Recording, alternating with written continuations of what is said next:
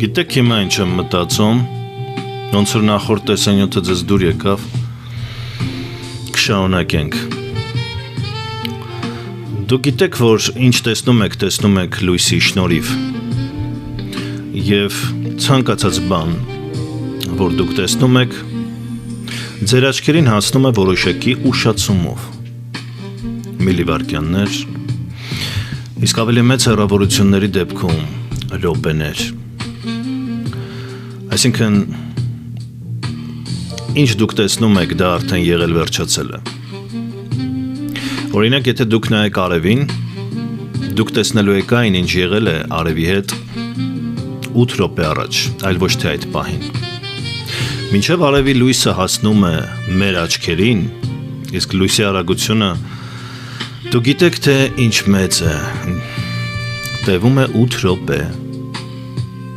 Եվ նայում եք, երբ գիշերային երկնքում աստղերին, նրանցից շատերն այլևս գոյություն չունեն։ Մենք բոլորս տեսնում ենք նրանց լույսը, որ ուղարկվել է մեզ միլիոնավոր տարիներ առաջ։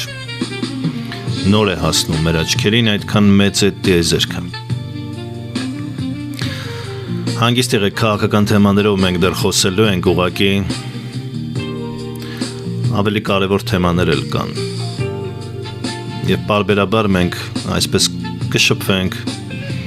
կլիցքաթափվենք, միաժամանակ մտածելով կարևորի մասին։ Գրել էին առակտինչ կցուցանան նախկին տեսանյութում։ Ես ուզում եմ, որպեսզի դուք արդեն պատկերավոր տեսնեք, թե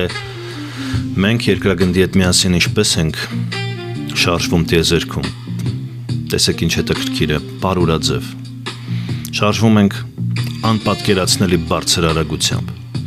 Ուր ենք գնում, չգիտենք։ Տիեզերքը, գալակտիկաները շարժվում են ինչ-որ մի ուղղությամբ։ Եվ ինչպես մենք չենք զգում, ինչպես ենք երկրագնդի հետ միասին շարժվում 1670 կմ/ժ արագությամբ, այնպես էլ չենք զգում, որ այն ինչ տեսնում ենք արդեն եղել վերջացել։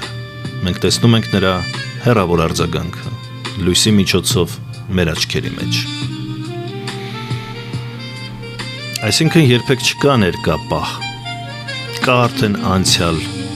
որը նոր մենք իմանում ենք։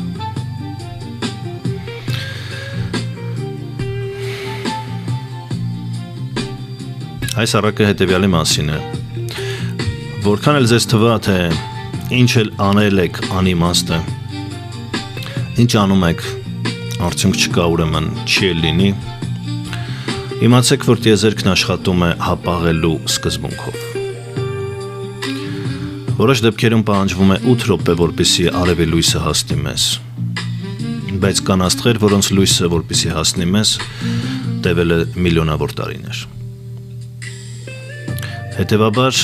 երբեք պետք չէ հուսահատվել, քանի դեռ ողջ ես,